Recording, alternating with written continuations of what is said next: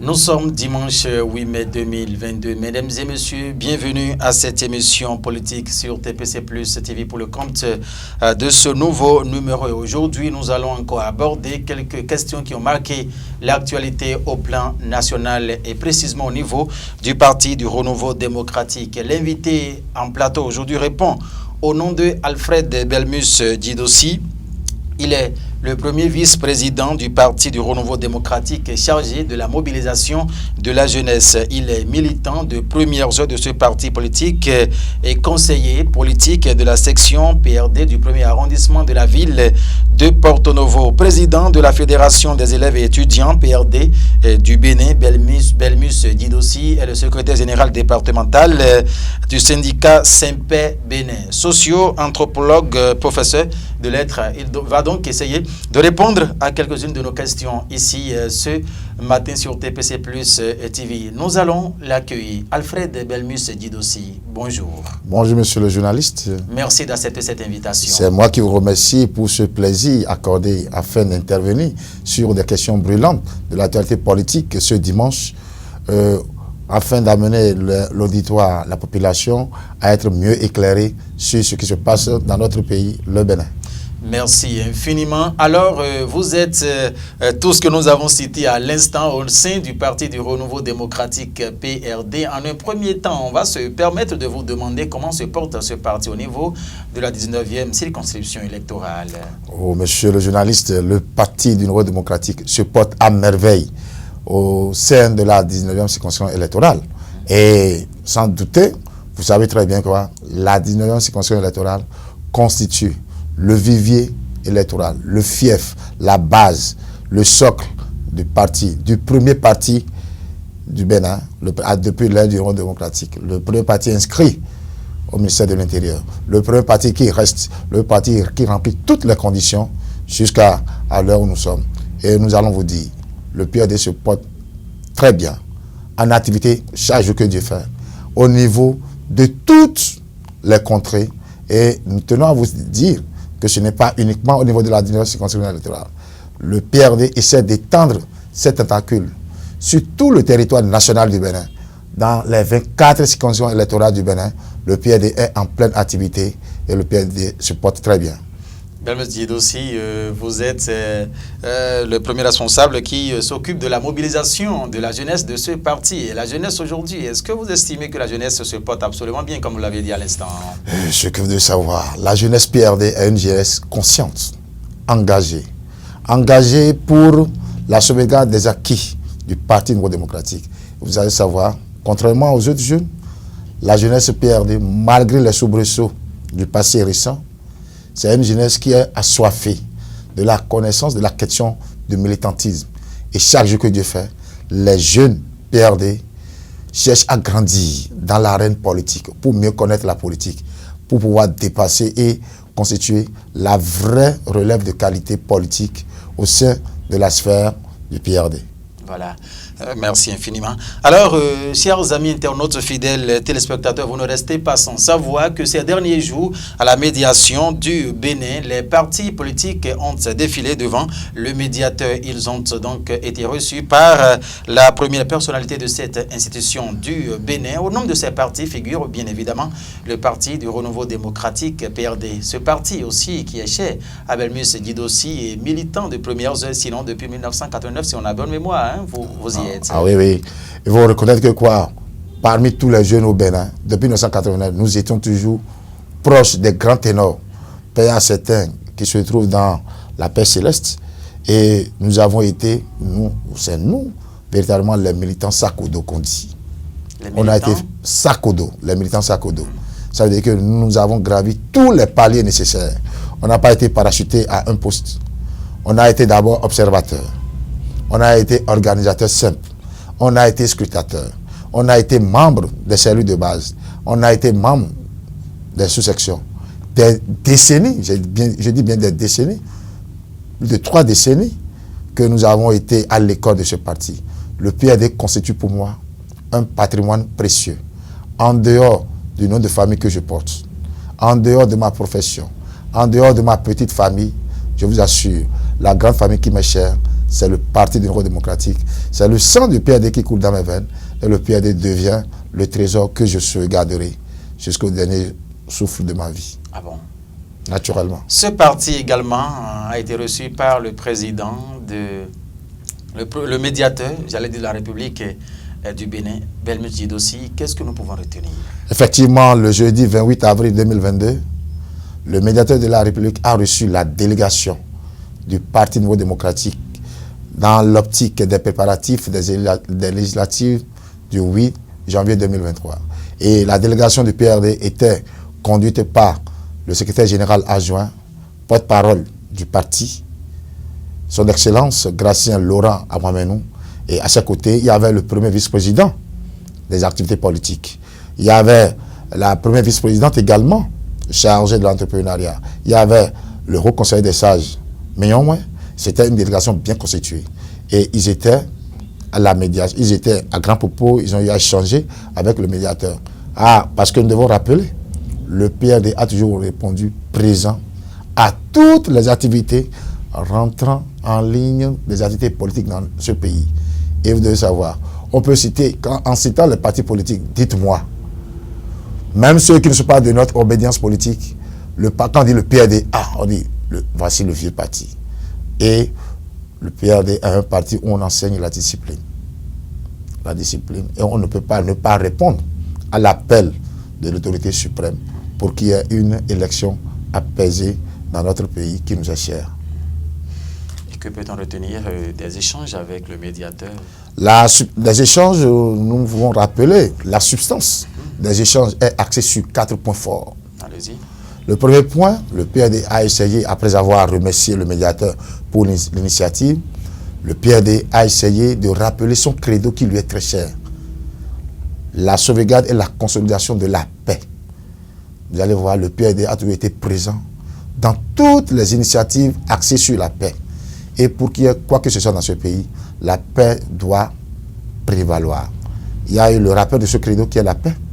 Le deuxième point essentiel, le PRD a essayé de recommander aux médiateurs de veiller à ce que tous les responsables impliqués dans le processus électoral puissent agir de façon crédible pour que nous ayons une liste électorale fiable. De la même manière, le troisième point, le PRD a souhaité que toutes les formations politiques remplissant les conditions requises puissent participer à la fête, parce que chez nous au Bénin, l'élection est une fête. Donc le PRD aurait souhaité que l'élection soit inclusive, que toutes les formations politiques qui auraient rempli les formalités puissent participer. Et le PRD aurait souhaité également qu'au niveau des structures chargées du processus des élections, la Sénat, l'ANIP, que la rigueur soit de mise au cas où les responsables auraient affiché de partialité, que la sanction réelle soit appliquée. Ça veut dire quoi? Le PRD aurait souhaité que le traitement des questions électorales, des élections législatives de janvier 2023, que cette question soit traitée avec neutralité, avec impartialité, pour refléter réellement le vrai visage de l'échiquier politique béninois, afin d'attirer plus les partenaires de la sous-région et du continent et du monde, pour montrer que le Bénin est une sphère où l'école de la politique vit qualitativement. Et à l'issue des discussions, de ces échanges-là, est-ce que vous avez comme impression que le médiateur de la République a fait montre plutôt d'une capacité d'écoute à toutes ces doléances que vous venez de citer tout à l'heure? Je vous assure que le médiateur de la République a suivi avec délectation les recommandations du PRD. Et il a promis rendre compte fidèlement acquis de droit pour que nous puissions avoir une élection paisible. Et qu'une élection axée, je le répète, comme c'est le credo du PRD, une élection qui repose sur la paix afin de préserver et de conserver les acquis démocratiques du Bénin. Belmus Djedossi, vous avez longtemps cité, sinon vous avez tout le temps cité ces points abordés avec le médiateur de la République. Mais la question de 10%, ça n'a pas été abordé? Ah oui, effectivement, le PRD, c'est un point qui m'échappe. Oui. La question des 10% a été abordée. Le PRD a essayé de rappeler des dispositions statutaires, des statuts du règlement du code électoral, pour demander, au cas où 4 formations politiques n'arriveraient pas à réunir les 10%, que la répartition des sièges soit faite selon l'ordre de mérite de chaque formation politique.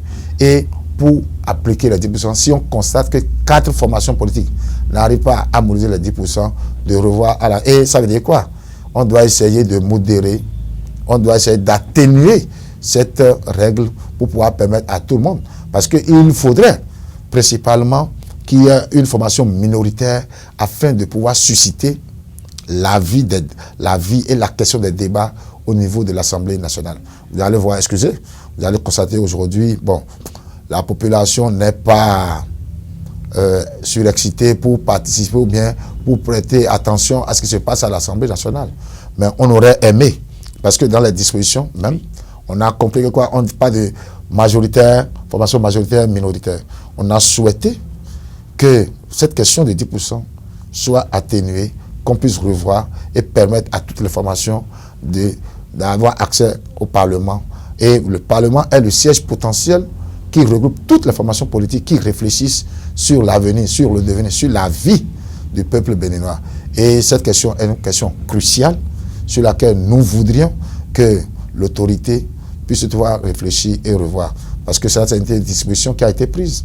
Et taper fort le 15 novembre 2019, il faudrait que cette question de 10% soit revue et révisée. Vous avez comme impression que certaines de vos doléances seront prises en compte, en tout cas, travaillées?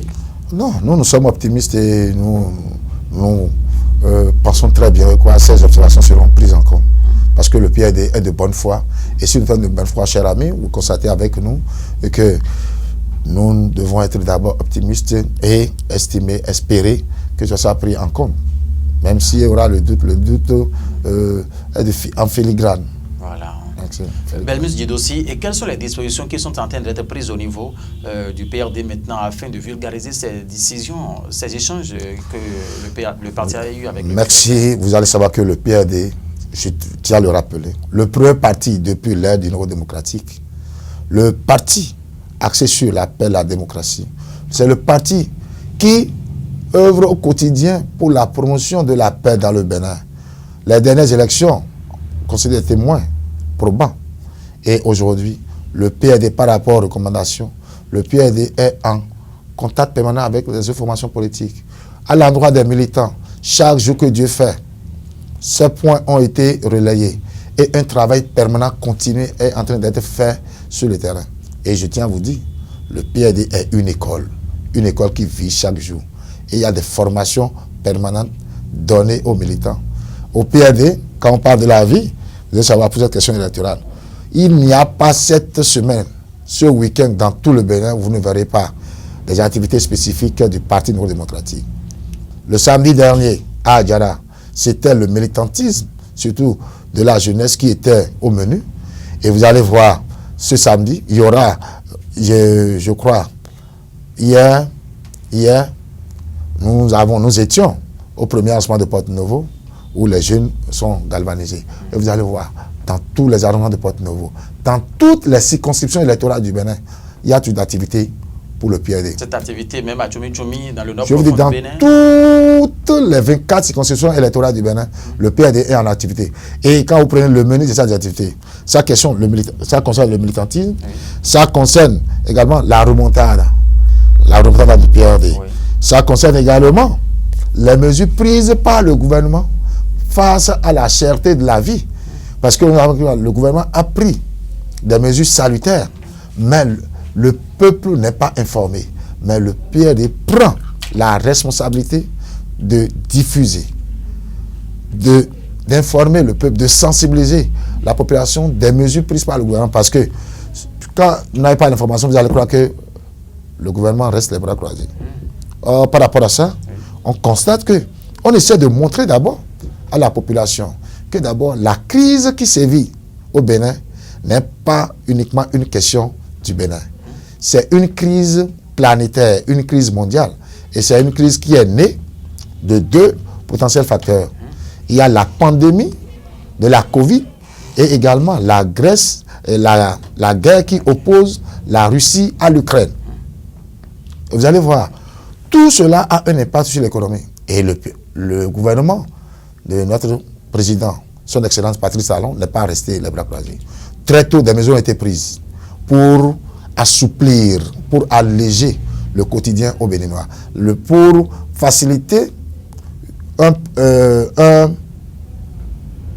produit d'achat très favorable, parce qu'on a vu que le panier de la ménagère a été facilité. Mais si on ne descend pas sur le terrain pour informer, les gens ne comprendront pas. Beaucoup de mesures ont été prises et nous avons montré à la population, chaque jour que Dieu fait, que cette crise n'est pas typiquement une crise du Bénin. C'est une crise qu'on constate au Nigeria, en Côte d'Ivoire, au Burkina Faso, au Niger, en France, aux États-Unis, partout dans le monde entier. Et nous tenons à montrer quoi? Au niveau du secteur agricole, le gouvernement a pris des décisions. Au niveau de la santé, le gouvernement a pris des décisions. Au niveau de l'éducation, on est en train de constater, parce qu'en tant que syndicaliste, le gouvernement, le chef de l'État, le 26 dernier, le chef de l'État a échangé avec les secrétaires syndicaux. Et on a eu la substance où il était question de la révalorisation des salaires. Et le point le plus marquant, c'est quoi? La révision de la grille indiciaire du salaire minimum interprofessionnel garanti du SMIG au Bénin. Vous allez voir dans la sous-région, nous méritons d'être salués parce que nous sommes passés de 40 000 à 52 000. Or, ça veut dire qu'aujourd'hui, si on pouvait pas, le chef de l'État a dit, compte tenu de la cagnotte disponible actuellement, on peut passer d'abord au gagne petit. Après le gagne petit maintenant, vu l'incidence du grand nombre maintenant, ce sera un petit coup. Et rapidement, il a pensé aux aspirants, les enseignants, oui, aux aspirants pour dire, avoir leurs conditions. Le quota horaire qu'ils ont, ils travaillent 26 heures, c'est pénible, c'est étouffant. Et par rapport aux émoluments, ils perçoivent 9 mois sur 12 mois. Le chef de l'État a souhaité que les aspirants soient payés désormais 12 mois sur 12, ce qui permettrait quoi? Un gage de motivation pour pouvoir les inciter à donner le meilleur d'eux-mêmes. Et dans ce élan, nous allons procéder à quoi? À rehausser le niveau du système éducatif béninois. Et vous allez voir toutes ces mesures prises, mais d'être saluées. Ça veut dire quoi? Or, le peuple qui est sous-informé va penser quoi? Le gouvernement est resté pour la place. Et je vais vous dire, allez-y. Depuis le 30 octobre 2021, le PRD a été la première formation politique à rendre vraiment public le PAG du gouvernement. Et c'est après le PRD que les autres formations politiques ont commencé par se lancer et aller vers la population. D'abord, nous considérons quoi? Le label de la paix, c'est le PRD.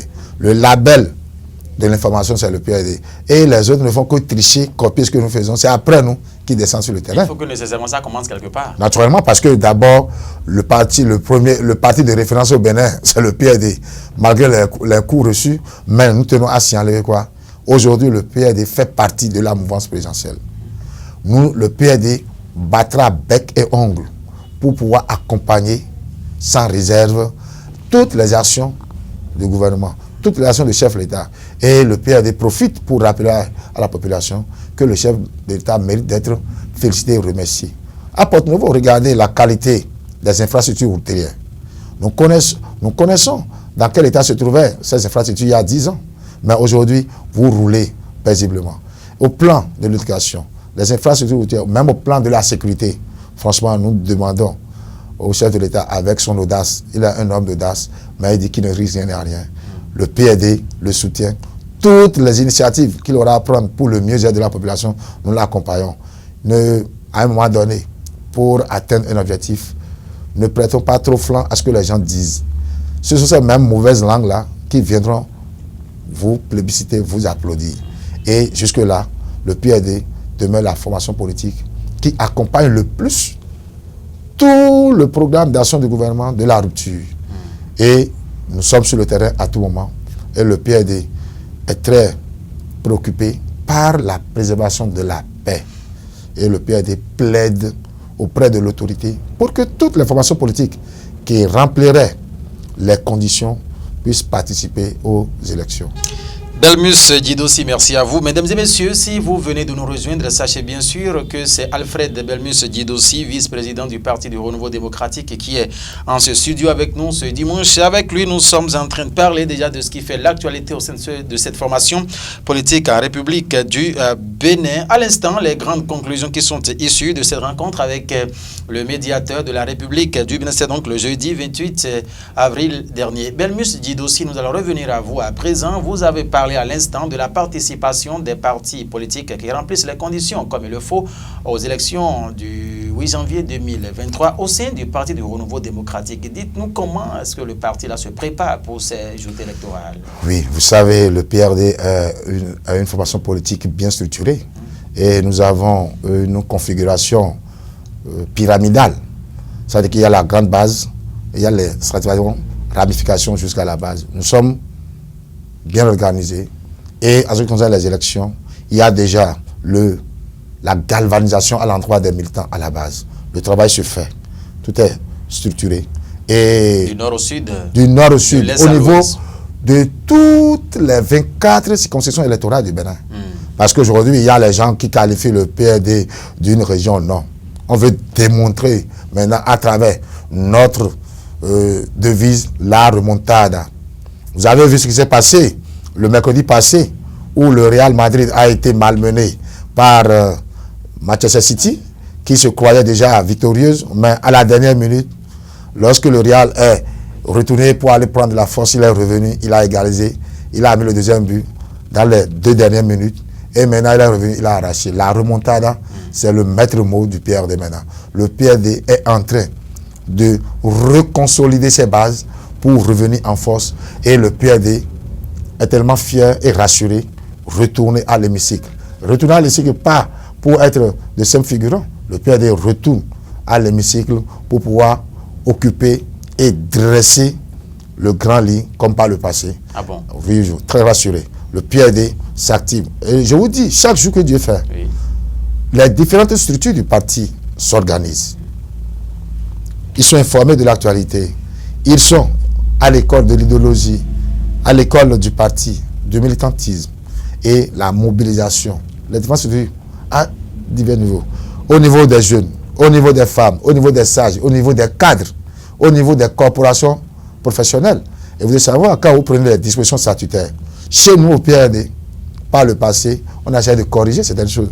Moi, je suis là en tant que premier vice-président de la jeunesse. Il y a une place importante qui est accordée à la jeunesse au PRD. Il y a une place importante qui est accordée aux femmes. Ça veut dire quoi? Le PRD est en phase avec quoi? Le code électoral. Vous allez voir, le nouveau code électoral dit actuellement, au niveau de chaque circonscription électorale, chaque formation politique doit impérativement réserver une place de choix à une femme. Ça veut dire qu'au moins, par rapport au nouveau code électoral, on constate quoi? On aura au moins 24 femmes à l'Assemblée nationale. Et nous pensons qu'il y a un point positif par rapport au nouveau code électoral du 15 novembre 2019. On avait quoi? Il y a une augmentation du nombre de députés. Nous passons désormais de 83 à 109, oui, avec un ratio et 24 femmes. Ça veut dire qu'avec un ratio de 22% des femmes au sein, au moins au sein de 109. Et c'était normal parce que au fur et à mesure que là, on assiste à une poussée démographique, on doit penser également augmenter le nombre de députés. Parce que c'est qui le député? Le député, c'est qui? Il est le représentant de la nation en plénitude. Ça veut dire quoi? Il représente le peuple. Oui. Et s'il représente le peuple, il faut que nous ayons un nombre important de représentants. Et en tant que jeunes, nous saisissons votre canal pour demander s'il y a des dispositions du code qui pensent aux femmes. Nous aimerions qu'on puisse penser également à un taux de représentativité des jeunes également au niveau de l'Assemblée nationale. Ils viendront apprendre. Et en tant que jeunes, ils sauront comment mieux communiquer avec la base. Parce qu'aujourd'hui, la jeunesse constitue la frange la plus considérable, la plus importante de la population. Mais en tant que jeunes, nous avons compris que les jeunes ne doivent plus être utilisés comme des marchepieds pour gravir les échelons supérieurs. Et une fois au perché, les jeunes ne sont plus considérés. Et on est en train de former les jeunes maintenant pour qu'ils ne soient plus des marchepieds. On est en train d'initier les jeunes à comprendre aujourd'hui. Ils doivent connaître leurs droits et leurs devoirs. Ils ne doivent plus prêter flanc aux petites caisses de résonance pendant seulement la période de campagne électorale. Ils doivent faire valoir leur dignité, leur valeur au sein de la sphère politique. Le jeune aujourd'hui, c'est un élément de la frange sociale à respecter. Et nous aimerions que désormais, on puisse penser au taux de représentativité des jeunes de l'hémicycle du Bénin. Belmut Djidossi, le PRD se renforce, s'enracine, se galvanise et toutes les expressions peuvent être employées. Mais au même moment, on assiste à certaines démissions au sein de ce parti, Belmut. Cher ami. Cher ami, quand on parle de cette démission, Donc, il y a pas, vous voulez dire qu'il n'y a pas de démission? Vous savez, le PRD est une grande famille. Et si nous référons au livre sacro-saint, la Bible, vous rappelez ce père de famille, l'enfant prodige qui est parti. C'est la réalité. Tous ceux qui ont été promus par le PRD, et une fois, parce qu'ils cherchaient à sauvegarder des intérêts personnels, ils ont tout fait. Vous allez voir, ils sont à côté de nous, hein, on les voit. Donc, comme le PRD a une grande famille, nous avons les mains tendues. Quand ils vont revenir, enfants prodiges, on va les recevoir. Ah bon? Ah oui, et nous on dit, cette démission dont vous parlez, je vous assure, n'impacte en rien la consolidation et les actions du PRD sur le terrain. Ah bon? Oui, parce que ceux-là, ils empêchaient certains même d'émerger, décider, engager. Et vous savez, ce qui importe le plus au PRD, c'est la conviction. Ceux-là démontrent à toute la nation qu'ils n'ont pas la conviction. Ce sont des gens qui essaient de paraître, vous savez, dans la vie. Et pourtant, cette émission, ce n'est pas des membres, c'est des membres qui ne sont pas aussi à négliger. Cher ami, je vous dis. Oui, allez-y. Si vous pouvez remonter au passé, ils ont tout eu au PRD. Ils ont tout eu au PRD. C'est le PRD qui les a fait. Certainement que leur dynamisme avait payé. Non, est-ce que c'est leur dynamisme? Leur détermination du renouveau démocratique. Le parti leur a fait confiance. Ils ont abusé. Ils ont trahi la confiance placée en eux. Mais le peuple est en train de voir. Quand ils se sont retrouvés de l'autre côté maintenant, on a constaté. Dites-moi, chers journalistes, tel qu'ils émergeaient au PRD, c'est comme ça qu'ils émergent là-bas? Ah bon, vous êtes sur le terrain, vous êtes dans le au milieu plan politique. Non, on voit. Non, vous êtes là, nous vivons. Le PRD faisait des showman. Ils étaient même le top. Mais aujourd'hui, de l'autre côté, quand ils sont passés, les autres sont méfiants. Les autres sont méfiants pour avoir trahi la formation qui vous a fait. Vous êtes capable aussi de nous trahir. On vous a assez parce que nous, on avait besoin des éléments pour nous retrouver. Et quand vous dites ça, on a vu les tentatives de projet de loi qu'ils ont essayé de glisser à l'Assemblée nationale pour pouvoir voiler quoi? Parce que je disais quelque chose. De quelle loi veut parler Belmus? Oui, le projet de loi portant pension de retraite aux anciens députés. C'est de ça que vous voulez parler? Naturellement. Parce que vous allez voir, le peuple béninois a un peuple mûr. Un pareil projet de loi paraît une insulte à la conscience collective du Bénin. Actuellement, où le gouvernement s'échine pour mobiliser les fonds afin de satisfaire les problèmes de la population, de la masse populaire. Un groupuscule de 83. Et on cherche à copier. Non. On ne doit pas souvent chercher à tout copier. Parce qu'il y a un fameux projet de loi de 1995 au Mali que les gens veulent retransplanter ici. Ça veut dire, là où je dis que quoi, c'est une insulte, excusez, on sait qu'à l'Assemblée, qu'il y a au moins des têtes pensantes. Mais quand on parle de pension, est-ce qu'ils ont eu à cotiser quelque part pour qu'on puisse parler de pension? Non, ça ne va pas. Le bon sens a été berlué de vernis. Et nous voudrions qu'ils revoient leur copie. Parce que le chef d'État était dans la logique de penser à une pension à accorder aux présidents d'institutions. Ça là, on est d'accord. Mais on ne peut pas accepter que les députés, ceux-là, vous allez voir, est-ce qu'ils défendent vraiment la cause du peuple? Je ne crois pas. Ils défendent des causes personnelles. Je le parle, non pas en tant que militant, je le parle en tant que citoyen. Je le parle en tant que sociologue, parce que nous devons essayer d'analyser les faits sous un angle holistique, sous un angle systémique. Si c'est un petit maillon de la chaîne qui cherche à avoir le bien-être au moment où la masse populaire croupit dans la misère. Ça, c'est écœurant, c'est mal. Ce projet de loi est malvenu.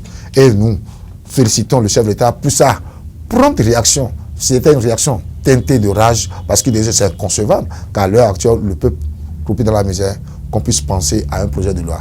Parce qu'ils savent, puisque vous savez, quand vous allez à la disposition de vos codes électoraux qu'eux-mêmes qu'ils ont voté le 15 novembre 2019, à l'article 143, il a bien dit, oui. Je cite, les députés à l'Assemblée nationale sont élus au suffrage universel direct, au scrutin unique de liste, à répartition proportionnelle pour un mandat de 5 ans. Ils sont rééligibles 2 fois. Et ils ont essayé de dire que le député, il est le représentant. Ça permet de dire clairement que cette loi peut être rétroactive.